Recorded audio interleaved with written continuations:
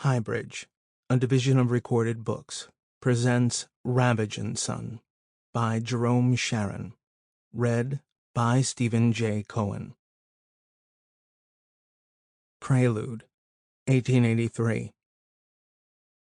He was a seller of metal pipes and bones who had accumulated his own dross, a graveyard of fittings and clamps and screws, and had to employ a blonde she-cat as big as a church, with paws that could swipe at any intruder, twist a doorknob, or paralyze a monstrous rat that thrived on the lead inside his pipes. Her name was Chloe, and she answered to no one but the boss himself. She'd hiss at strangers and his employees, but all he had to do was shout, "Chloe," and she'd abandon the gray rat she was toying with, rise above that graveyard of pipes, and leap right into his lap. Sometimes the whirling force of her would knock him out of his chair, and she clung to him without her claws, while his shop steward muttered under his breath, "Lionel and his lioness." But he couldn't spend his whole day with a cat. He wandered about and hunted like Chloe, when he should have gone home to his wife. He'd tired of Henrietta before they were even married at Temple Emmanuel. He slept with her out of some rabbinical rule that had never made sense to him. He preferred Chloe's musk to Henrietta's. He'd married into a tribe of Bavarian merchant princes, when his own papa was a prince of another sort, a hardware man, like Lionel, a speculator in real estate with husky arms, who collapsed when he was 56 and died in the street like a dog, without a soul to offer him a cup of water. Lionel kept his papa's signboard, Ravage Son, continued to grab up tenements below market price, and went to Allen Street, hunting for female flesh.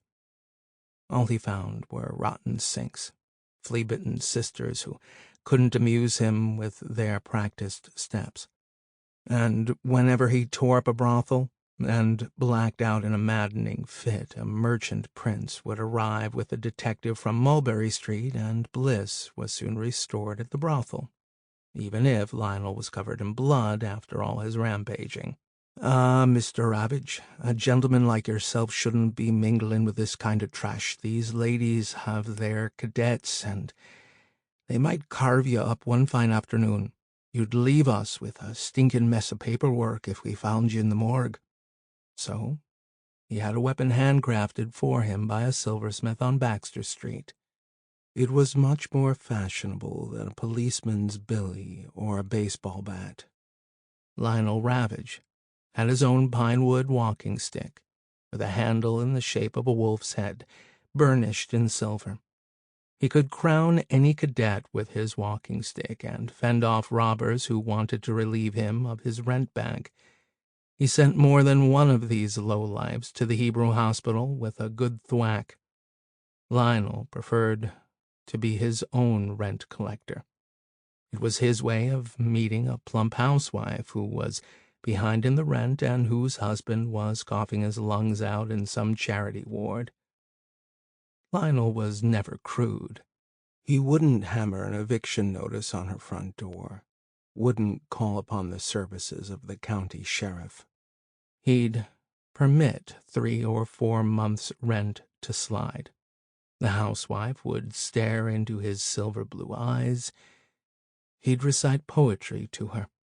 He'd had a semester at Amherst College before his papa pulled him back into their hardware empire, which occupied more and more of Canal Street.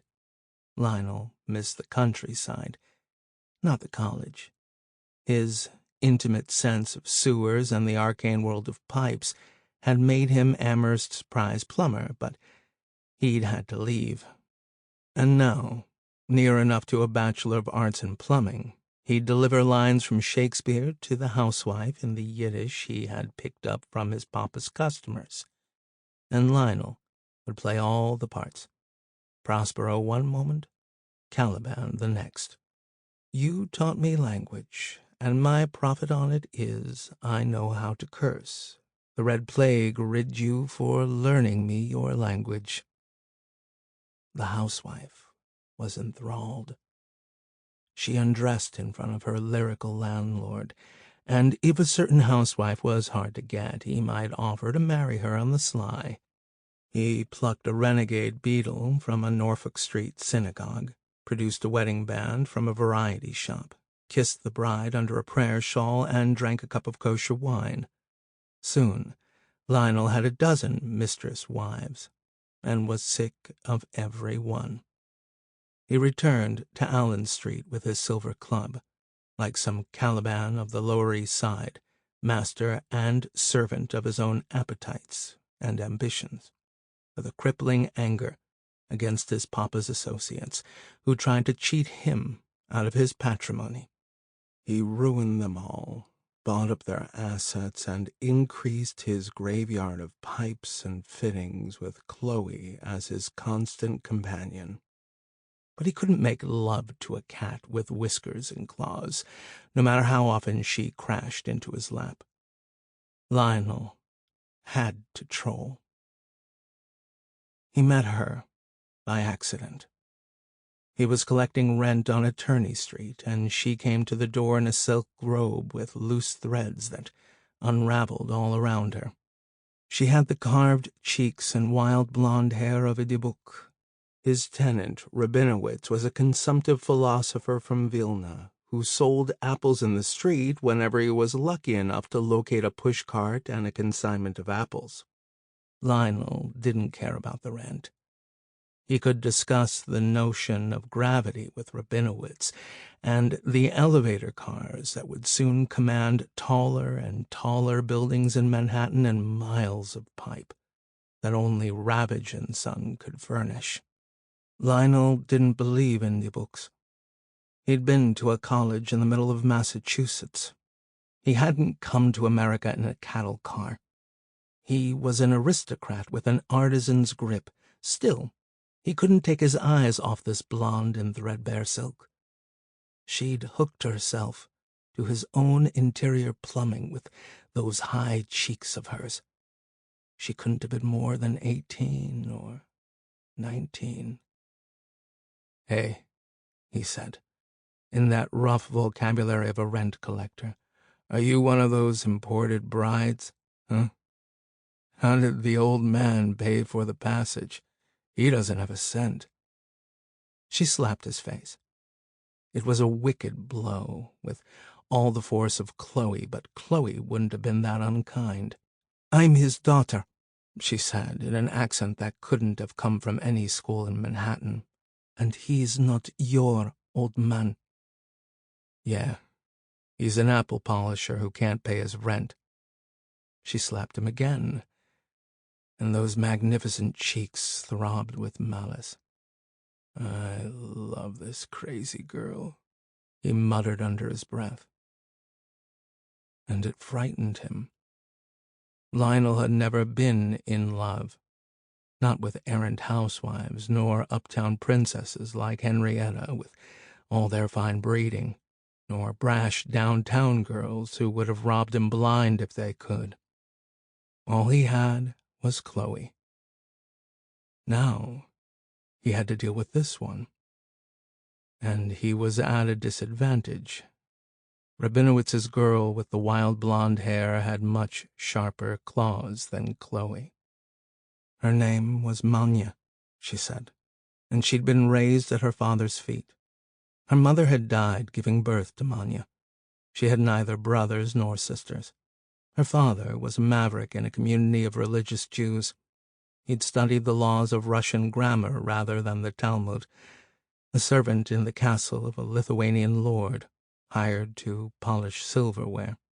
He became, in a matter of months, tutor to the nobleman's son. Only Rabinowitz, the Jewish polisher, could instruct the boy how to read and write. Manya lived at the castle with her papa, wearing the discarded silks of the nobleman's daughters. The other servants grew jealous of this self-taught servant and plotted to kill him and Manya. He couldn't return to the Jewish quarter, where he was considered a pariah. "So you escaped to the promised land," Lionel said. But I visited your father many times. Where the hell were you? Hiding in the closet, she said. Papa says you have an insatiable lust. He didn't want you to feast on my flesh. And where did you learn all that pretty talk? From Papa, she said. He's an alchemist who can breathe languages. And he's not polishing apples like the silverware he used to polish, Lionel reassured himself. Manya must have had the skills to work as a bookkeeper or a sales clerk, but Rabinowitz wouldn't allow her to descend into the Lower East Side, where some cadet might capture her and anonymous men with filthy fingernails could ogle her like wild beasts. So the princess would sit in the back room of their tenement palace and recite to her father the Russian and English classics he himself had taught her. And whenever she had to shop on Hester Street, she disguised herself in her father's hat and overcoat. Then what made you answer the door? You could have hidden in the closet. I'm not a child, she said, and I was curious. I could see you through a crack in the closet door. You have beautiful eyes, you know, when you're not playing the landlord. Lionel was losing whatever little stature he had left. But I am the landlord. Who allows Papa to live rent-free? She said, and laughed for the first time. Her sweet roar was like the rasping, jingling of toys he'd had as a child. Manya could have been Lionel's own music box. But how many savants do I have on my rent rolls? He asked. Our talks enrich me. I don't need to collect from him. And that's when Rabinowitz returned in fingerless gloves with a torn blanket as a cloak. He was in a dark mood. He couldn't control the tremors in his jaw. His stoic nature was gone. He'd have butchered Lionel if he had a hatchet in his hand. Papa, Manya said, why such a long face? I'm a debutante in America. I've met the landlord. Now wash your hands and invite us both to tea. That's how it began. Lionel neglected his business, neglected Chloe, neglected his wife. He had some junior accountant at the office visit the sites and collect whatever rent was due. He did meet with his most important builders, and the pipes moved out of that graveyard. He bought presents for his children only when Manya reminded him. He was always there, at that flat on Attorney Street, with hissing gas jets in the halls and the perennial stink of cabbage. Rabinowitz wouldn't allow Lionel to move him into a front apartment, where he might have a glimpse of sunlight. Ravage, my daughter is not for sale. I'm not bartering her. Do you hear? Lionel remembered the moment he first clutched her hand. Rabinowitz was padding about in his slippers. His memory shot as he was maddened by a jealousy he couldn't quite comprehend, and Lionel seized her hand in his like a brigand. The two of them were renegades in a rear sunless apartment that Rabinowitz rented and Lionel owned. They had to accompany him into the backyard whenever Rabinowitz ran to the privy. Lionel's plumbers had begun to install indoor toilets in some of the newer tenements, but none of these pipes had come to Attorney Street, where the stench was unbearable even in winter, when the privies froze. Lionel would lick her face like a lunatic while the savant sat on his splintered throne. Landlord will lose you once and for all, Rabinowitz cackled from the privy. But he didn't have the courage or the means to move. It was Manya who broke up their little engagement party. Lionel had never once felt her moistness or fumbled under her clothes. Lionel, we're killing him, and he's the last papa I'll ever have. He returned to the graveyard on Canal with violent dreams. He meant to finish off Rabinowitz, send him to paradise with the silver handle of his cane. But he had some residual fondness for that savant. He didn't hate Rabinowitz. He just wanted him to disappear. Meanwhile, his business seemed to blossom around him. Contractors stood in line to bid for his pipes. He had to install a teletype machine. Chloe could sense his moodiness. She bumped him with her head and brought him the carcass of a big brown rat. He was losing inventory. Pirates had come from the Jersey shore to steal his merchandise until Chloe blinded their chieftain with her claws and sent the band back to Hoboken, but not even that victory could heal Lionel's wounds. A few months later, he heard of Rabinowitz's demise. The savant had dropped dead on the privy. Lionel didn't rush to Attorney Street. He still felt bitter and bruised. Finally, he went there without his rent bag and with the wind in his eyes. A gale was blowing. The gas lamps had gone out. Attorney Street had descended into a pit of darkness. The Lower East Side could have been a barren island in a storm. Lionel lost his bearings for a moment. He suffered a kind of vertigo that was near enough to amnesia. But Chloe came back to him in a flash, the huntress in that graveyard of pipes. He recognized Manya's building in Attorney Street's tenement row. He stood on the crumbling stoop and entered the pitch-black hallway. The banisters were broken. He had to mount the stairs with one hand on a wall of corrugated tin that might collapse and come crashing down on his head.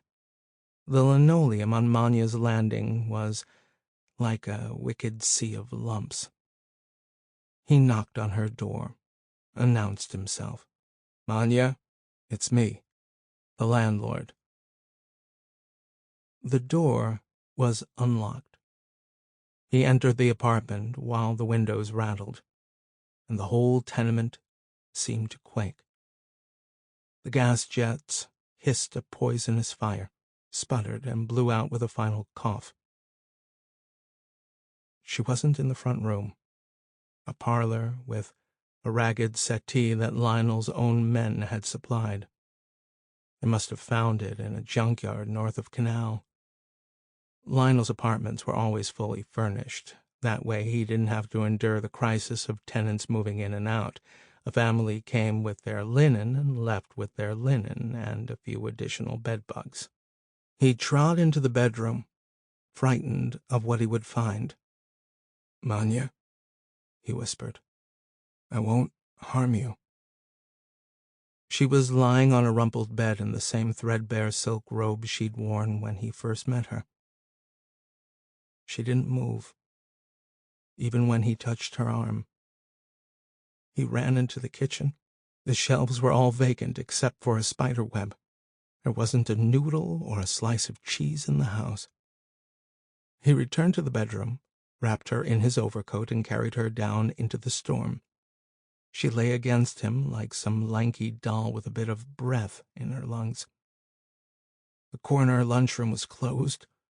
Lionel knocked on the door with that silver skull of his cane. The cook appeared with a blanket around his shoulders and shouted through the window, "Are you meshuggah or what? The wind is breaking glass and knocking down trees. I haven't had a customer since last night. Go away." Lionel knocked again, and now the cook recognized him as the young prince who owned half of Hester Street. Lionel was his landlord, in fact.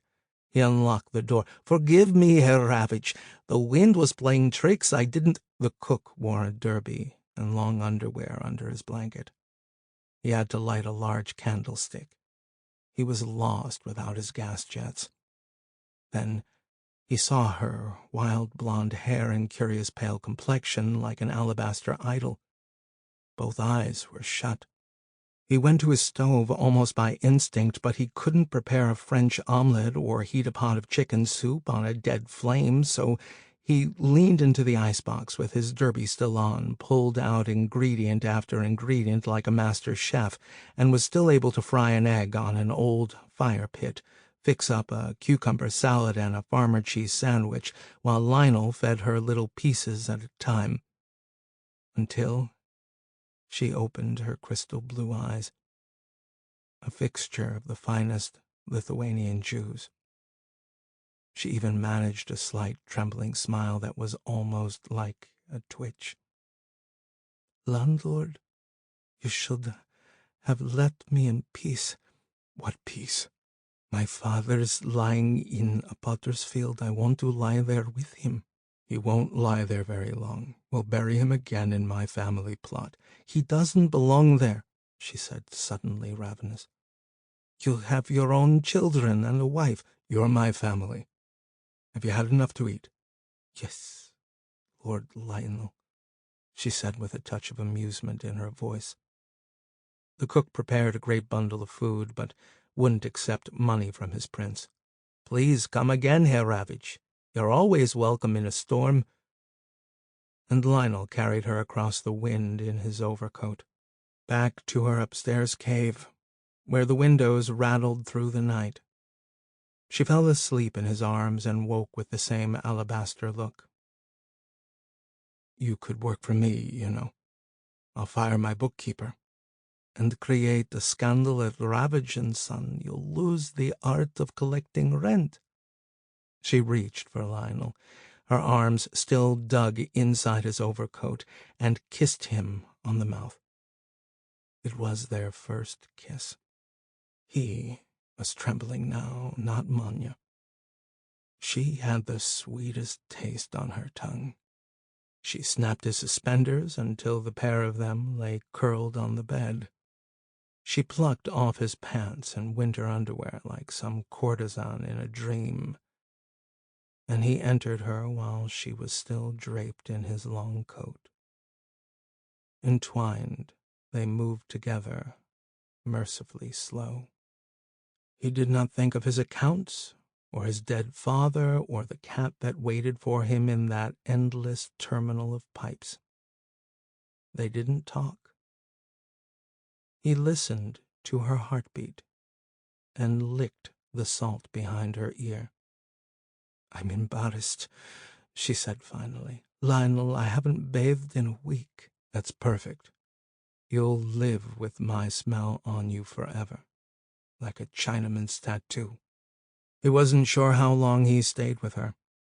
He kept no calendar inside his head.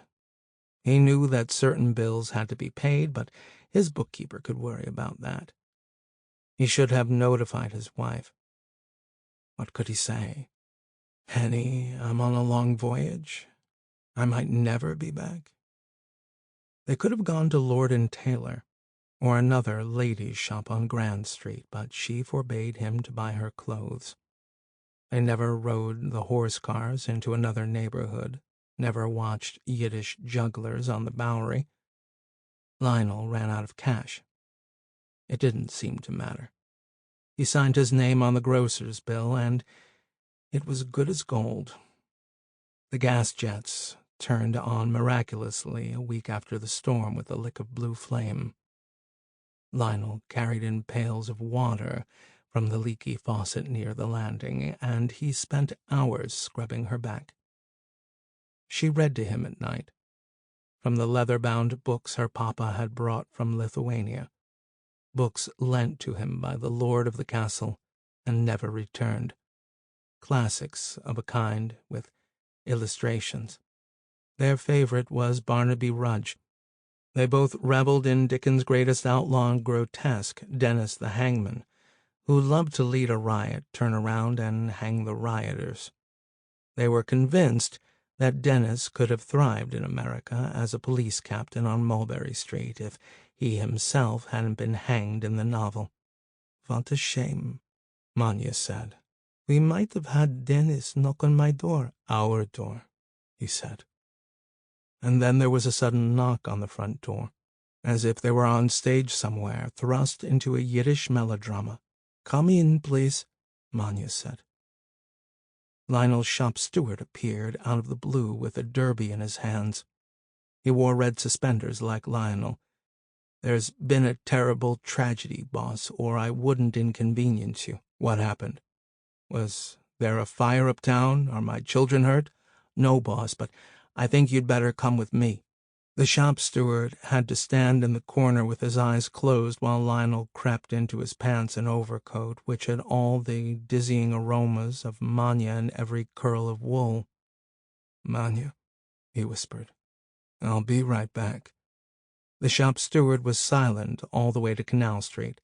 Lionel entered that graveyard of pipes in a surly mood, and then he saw her dangling from a hook in the wall, with his best copper wire wound like a necklace under her ears. Her blonde coat was ripped through with blood, and her paws had been mangled. Lionel sobbed in front of his own men. "Look at my little girl." He freed her from the wall with a pair of pliers, held that enormous cat in his arms, and ruffled her bloody coat with one hand. "Idiots." "Don't we have watchmen around the clock, boss?" said the steward. "It was the same gang from Hoboken. They scared off our watchmen and didn't steal a thing. It was personal, boss. Them and the cat." "Shut up," Lionel said. "They couldn't have gotten near Chloe. Not 100 of them. They blinded her, boss, with acid. Look at her eyes." She didn't have any eyes. She had scorched pits where her eyeballs had been eaten away. And yet he could still feel the luminous green eyes of his dead cat. Nothing could diminish her. Not that band of louts from Hoboken, all of whom he swore to kill. He'd have to lure members of the harbor patrol to ride across the Hudson with him in a police barge and descend upon those Hoboken rats. He'd pay any price to avenge Chloe. And while he dreamt of destruction, men in black coats arrived on Canal Street. They were a different kind of pirates. These merchant princes, who were Henrietta's uncles, nephews, and brothers, and Lionel himself was the outlaw, with a dead cat in his arms. "Go away," he said. "I'm mourning." But they didn't cower in front of Lionel, like his shop steward, nor had they come to bargain with him over a glass of schnapps. They ripped off his overcoat, thrashed him with their walking sticks until he lay in the sawdust in that world of copper and lead. Henrietta's favorite uncle loomed over him in his waxed mustache. "Nephew, you haven't been home in a month. Your children are wild animals without their father. Your wife is even wilder with worry. She hasn't slept. She won't eat." "Uncle," he cried, "I cannot help her. I have another wife." They thrashed him again and again until Chloe dropped beside him, and he saw nothing but the scorched black holes in her head. And then she disappeared behind the Russian boots of the Bavarians.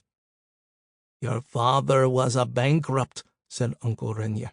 "We pulled him out of ruin. We gave our best flower to you, a bride you didn't deserve. The richest men wanted her, handsome men, brilliant, and she fell in love with a silky blonde snake. There are consequences, Lionel. You will lose everything: this shop, your real estate holdings, every plot of land." "I'll survive," he said. Uncle Renya smiled. He was the smartest of the lot. "The way your cat survived, eh? And what will happen to the apple peddler's daughter when you've lost your fortune? It won't be a pretty sight. We'll have her arrested as a vagrant, and how will you help? Paupers can't fight the police." Lionel lunged at Uncle Renya, whom he'd always admired. Renya had bailed out Lionel's papa once the wedding contract had been sealed. He and Henny owned half of Ravage Son. "I'll kill you," Lionel howled in a ragged voice that signaled his own defeat. Renya could have... Sample complete. Ready to continue?